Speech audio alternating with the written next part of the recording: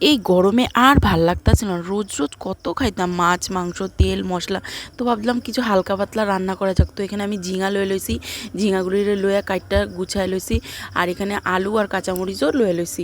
লয়ে আমি এখানে কড়াইতে মধ্যে তেল গরম করতে দিছি। তেল গরম করে আমি এখানে কয়েকটা চিংড়ি মাছ ভাজিয়া উঠাই লাইছি, আর ওই তেলের মধ্যেই আমি পাঁচফোড়ন সোমবার দিয়ে লাইছি। পাঁচফোড়ন সোমবার দিয়ে আমি এখন টুকরা করা আলুটি দিয়ালাম।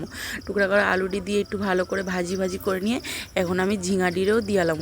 ঝিঙাটিরে দিয়ে ভালো মতন লাড়াচাড়া করে নিয়ে এখন আমি এখানে টুকরা করা কাঁচামরিচটি আর অল্প লবণ দিয়ালাম, যাতে ঝিঙাটা একটু নরম হয়ে যায়। তো ঝিঙাটা নরম হয়ে গেছে, এখন আমি এখানে হলুদের গুঁড়া আর জিরার গুঁড়া আর ধনিয়ার গুঁড়া দিয়ালাম। দিয়ে আমি এটাকে ভালো মতন কষায় দেখো এখানে যখন জল ছাইড়া গেছে তখন আমি ভাজা চিংড়ি মাছগুলিরেও দিয়া লাইছি। দিয়ে আরও খানিকক্ষণ নাড়াচাড়া করে দিছি। তো ঝিঙার থেকে তো জল বের হয়েছে, এই লিগে আমি আর বেশি জল দিব না, অল্পই জল দিছি। অল্প জল দিয়ে আমি এখন ঝোলটারে ফুটতে দিছি। এখন এখানে ধনেপাতা দিছি, ধনেপাতা দিয়ে নামায় নিলেই রেডি। একবার বানায় দেখতে পারো, সত্যি খুব স্বাদ হয়েছিল তরকারিটা।